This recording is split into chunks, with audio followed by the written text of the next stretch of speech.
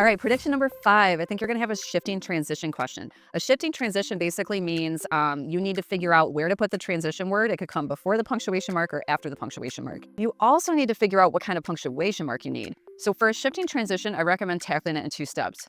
Figure out what punctuation mark you need first, then place your transition. If you try to do everything at once, it becomes a little overwhelming. So let's just start by figuring out if we need a semicolon or just a comma.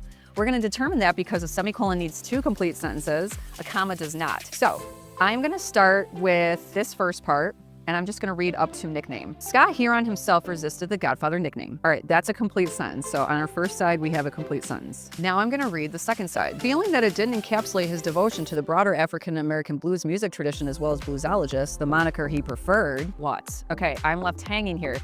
This first part sounds like a modifier, like it could be introducing what they're talking about. However, we never got to the subject and we never got to the verb in that sentence. I feel like I don't have a complete thought here. So that is incomplete. So we do not want a semicolon. I'm gonna get rid of B and D because those have semicolons. Now, at this point, what's great about this one is I don't even need to worry about placing the transition because I notice A does not have any punctuation mark after the transition. And guys, you always need a punctuation mark after the transition. You need a comma, or it needs to come at the very end of the sentence where you have a period or a semicolon. Since there is nothing after however in A is incorrect and you're gonna pick C. If you didn't have it that easy, then what you would need to do is figure out where the contrast is at. If the contrast is between the first and second sentence, put however in the second sentence.